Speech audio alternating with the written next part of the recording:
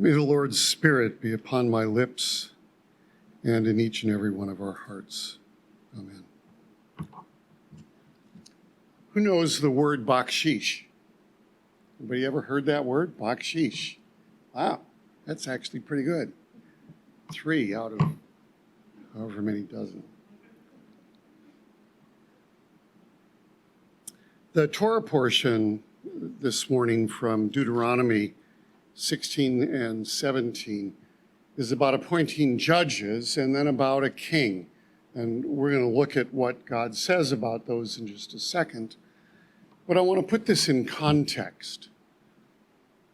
We live in a country and in a culture where we have heard since childhood, certainly in grade school and all of our history and sociology classes, our law classes, if we've had any of those, that we live in a country of laws. We live in a society of laws. And I don't think most of us have experienced the way the world works, where the idea of living by law is uncommon, if not unheard of. Most of history and much of the world is ruled by bullies, just as plainly as I can say that. A bully is someone who takes what is not his because he can. And he uses whatever power or subterfuge or misdirection or trickery or simply punishment and murder to maintain his position of power and to increase his wealth and power. Some of you probably have read Machiavelli's The Prince. This is a famous book. Machiavelli was writing to give advice to the prince on how to remain in power. And effectively, his advice boils down to this: give people the illusion that they are being treated fairly, but use every method at your disposal to make sure no one takes any power from you. Manipulate, manipulate, manipulate, if necessary, kill. That's the prince in one sentence. Much of the world, to this day, runs on this principle. And throughout history, this has been the norm. Today, even so, or even now, rather, baksheesh is how you manage living in a culture ruled by a bully or by a group of bullies. Baksheesh is the word for bribery. And in this country, we consider bribery immoral and illegal, at least in principle. What may surprise you is that there are countries in which bribery is not considered immoral, but normative. You travel down a road and you want to go into a town that you're headed for, and you discover part of the way there are some soldiers standing in the street. There may even be a pole down blocking the road. And they come up to your car and they insist on payment if you wish to continue. Some of us have literally experienced this, by the way, in a certain country which will remain unnamed. Fortunately, we had with us a local who was very strong in the Lord and not afraid to stand up to the soldiers who wanted our money. And he basically shouted them down, and they got out of the way. But it happens regularly. And if you want to go through and get to that town, you give money to the people who are blocking your way and who are armed and will do you harm if you refuse.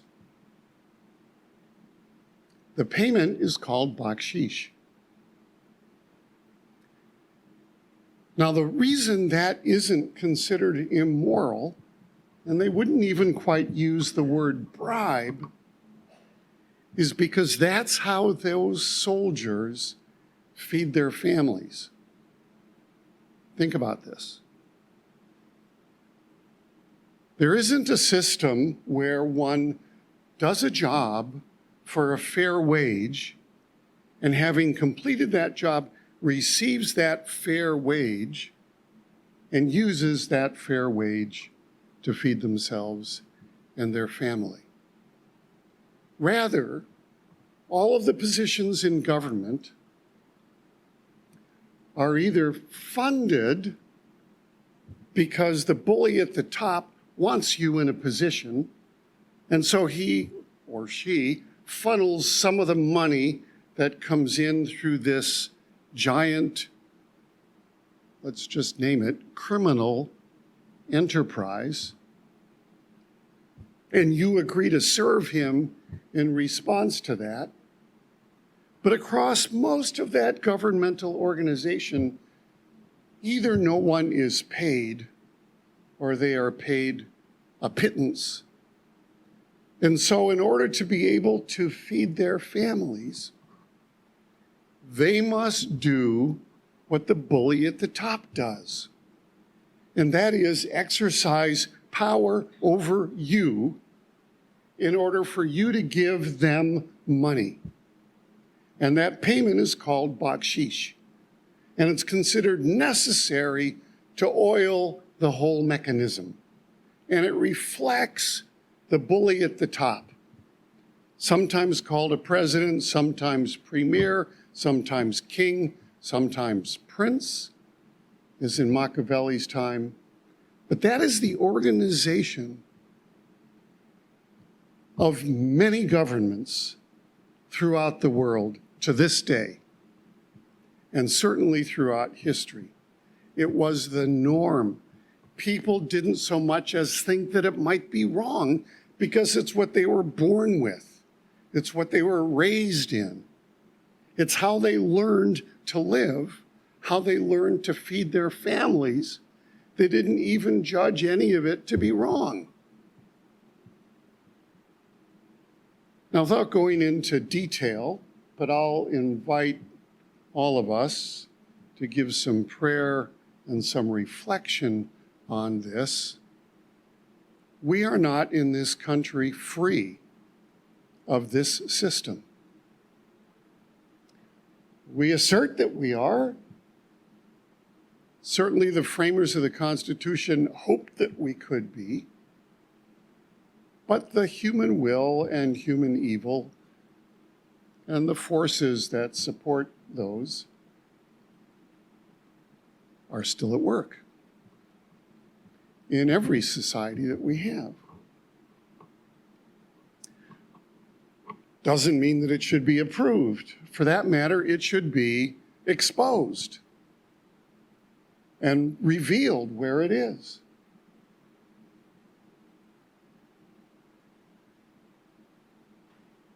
There are millionaires, people with more money than they could spend if they spent it $1 million a day, and they'd still live their whole lives and still be millionaires when they went to the grave.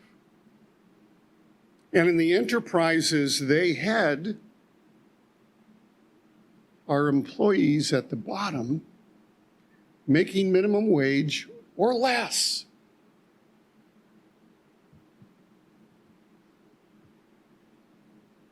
And I would say that those who are making minimum wage or less than a living wage, however you might define that,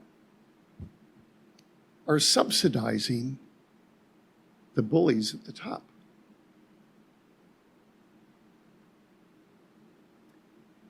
Their life work is being stolen from them because they are held in those positions of such low pay. And the wealth that's reaped by the corporation goes to those who are already millionaires. Now, if you all think this sounds like I'm rambling about imposing socialism or communism, I'm telling you what God has revealed in the Bible, and that all of us are supposed to be responsive to and try to live differently. So let me just take us to the Torah portion for today. Deuteronomy 16, starting in verse 18. Judges and officers you are to appoint within all your gates that Adonai your God is giving you, according to your tribes, and they are to judge the people with righteous judgment. You are not to twist justice. You must not show partiality or take a bribe, for a bribe blinds the eyes of the wise and distorts the words of the righteous. Justice you must pursue, so that you may live and possess the land that Adonai your God is giving you. Anybody not clear? This couldn't be plainer. You're not to plant for yourself an Asherah pole or any kind of wood beside the altar of Adonai your God that you make for yourself, nor to set up a pillar for yourself. Adonai your God hates this. That is the worship of things other than the one who made you. And yet, does our culture possibly worship things other than the one who made us? Hell yes. Hell yes.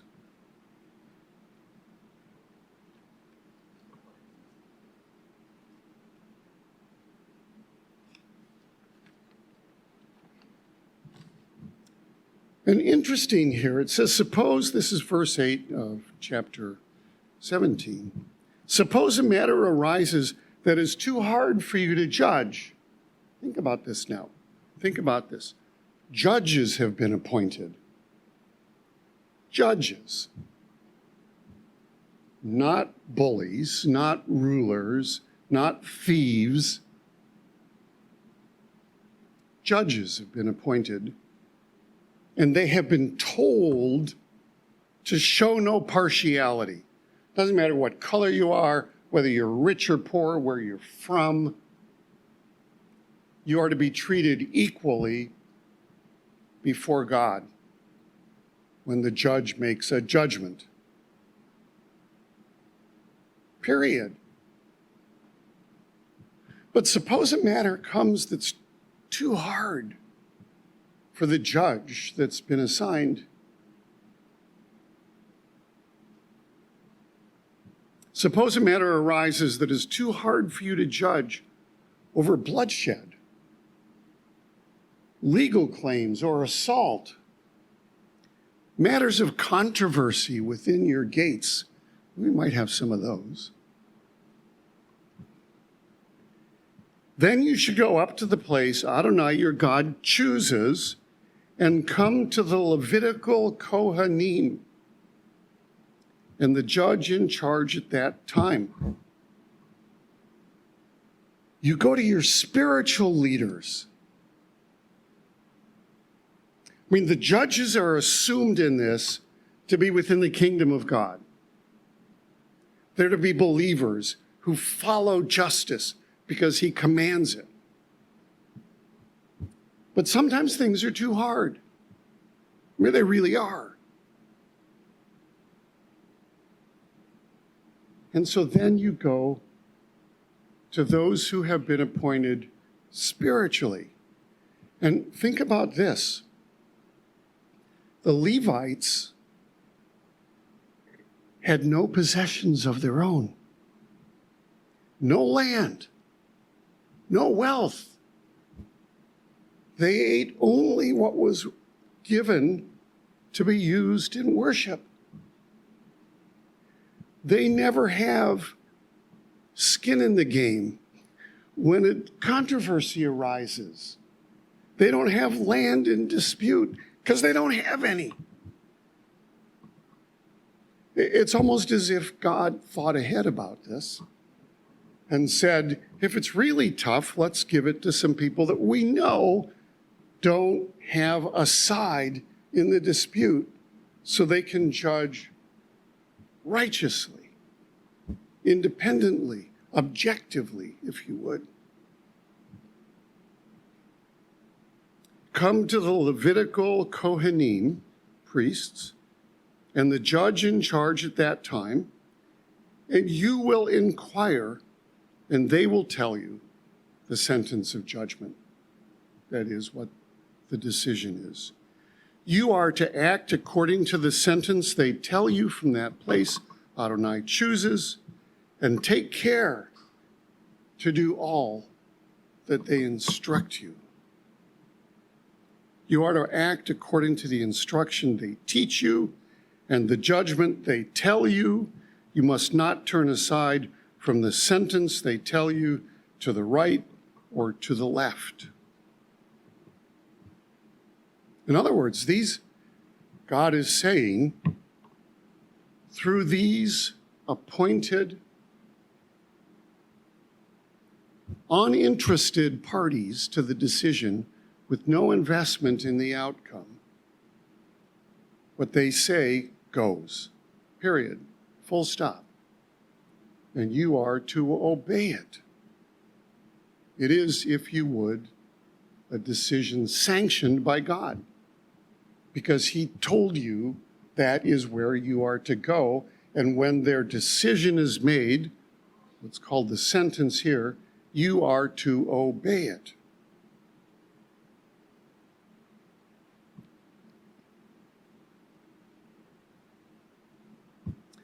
The man who acts presumptuously by not listening to the Kohen, the priest, who stands to serve there before Adonai, your God, or to the judge, that man who acts presumptuously must die. Pretty serious commands that God is giving here. So you are to purge the evil from Israel. Remember Adam and Eve? Think about Adam and Eve just for a moment. They're in the Garden of Eden. They know only good. They know only abundance. They know only being cared for and loved. And God gives them one rule. One. You can eat from any of the trees in this garden, but one. Do not eat from the tree of knowledge of good and evil. Think about this. They have not known evil. They have known only good. And yet there's a tree of the knowledge of good and evil.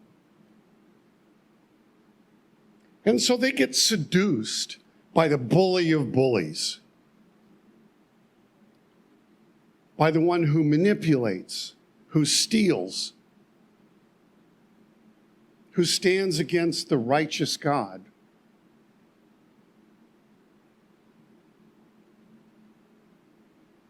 They get seduced, they get tricked, they get argued into a decision God has warned them against, into an act that God has warned them not to do. And when this seducer bully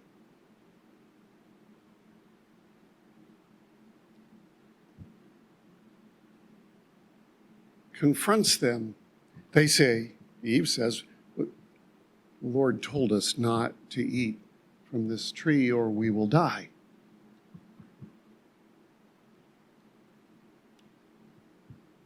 Just in case you didn't notice, Adam and Eve died. Wasn't a minute later, but they died. But the bully, the manipulator, the Machiavelli of the day, the prince of the power of the air, of perdition, the accuser, Satan, says, and listen to the way this is phrased because it is so clever.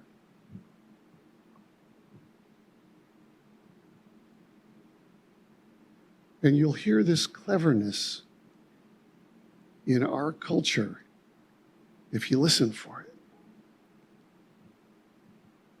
Oh, you won't die.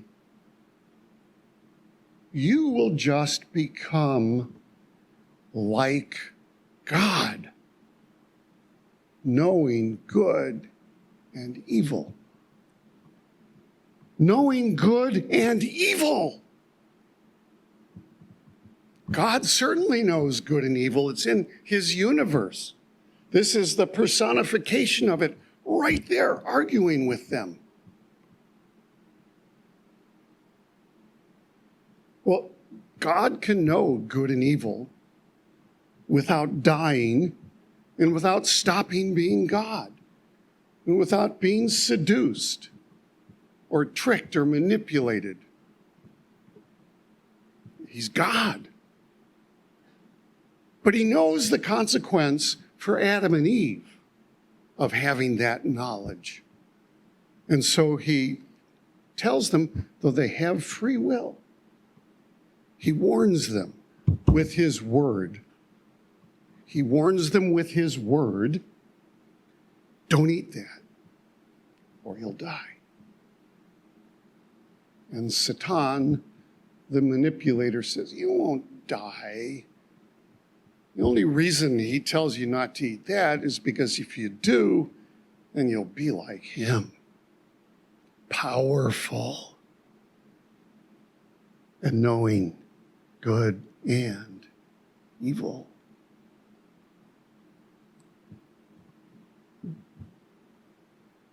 And so they ate. They wanted power. They wanted knowledge, not just of the good, but even of the evil. It's the exact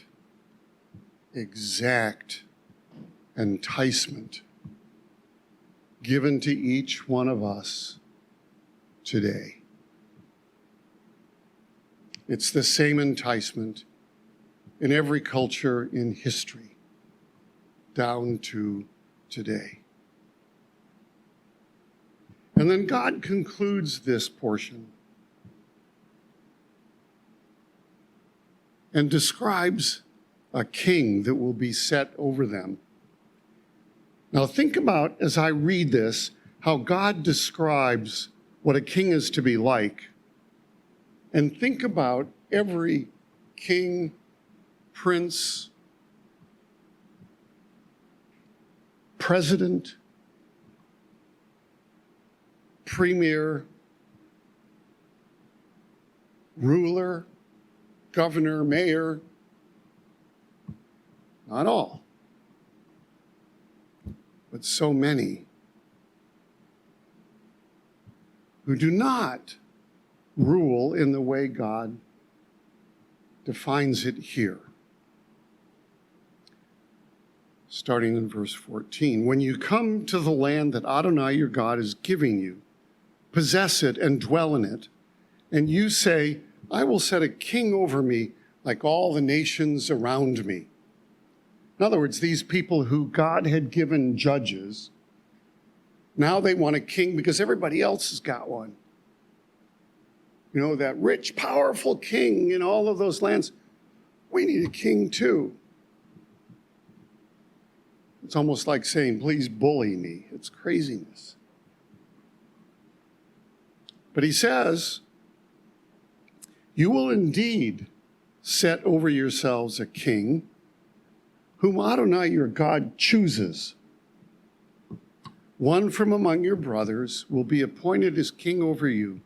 You may not put a foreigner over you who is not your brother. Only, accept that. Listen to this next thing God is saying. Accept that. He should not multiply horses for himself. That is, use his position to get richer and more powerful.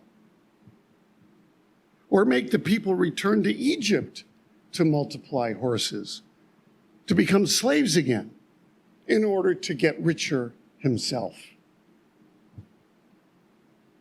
Because Adonai has said to you, you must never go back that way again into bondage. Nor should he multiply wives for himself. You know, the kings were rich. They had many wives and concubines and girlfriends, and he should not multiply wives for himself so that his heart does not turn aside, nor multiply much silver and gold for himself. That's how God defines a king.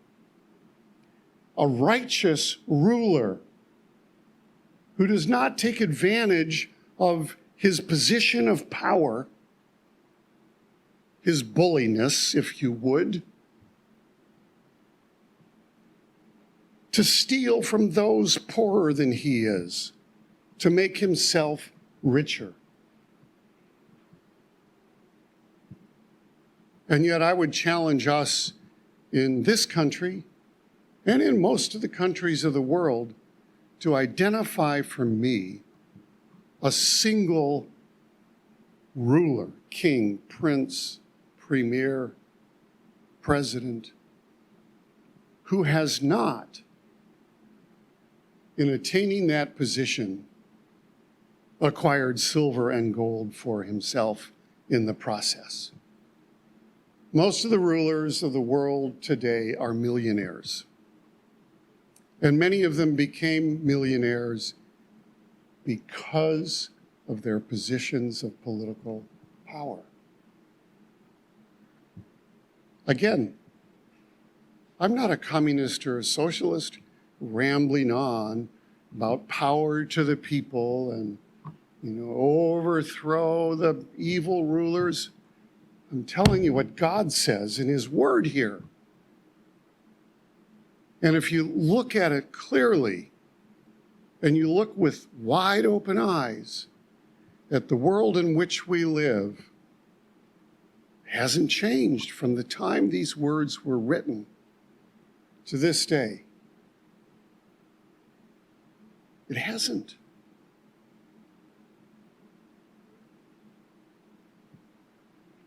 And so we need to, as followers of the Most High God, the King of the universe, Melech HaOlam, we need to determine whether we live by the standards that he set for us or by Baksheesh. Do we try to appease the bullies above us and bully those below us in some imagined hierarchy when God says, treat everyone with justice, without partiality? And look at Jesus.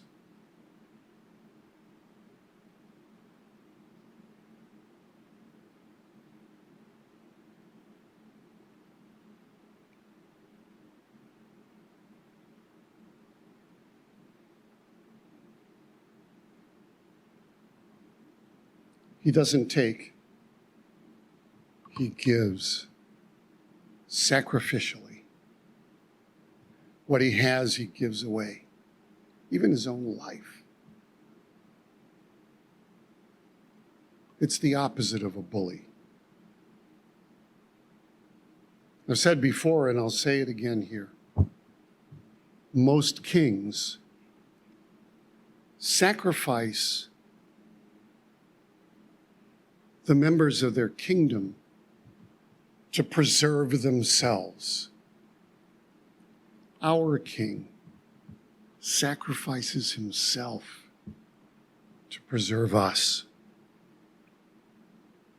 That's the king God describes in Deuteronomy. And it's a king I can honor and follow, while refusing to honor and follow those who bully and steal and kill. And I, for one, will not stand for it anymore. The one king is the only one I want in this world.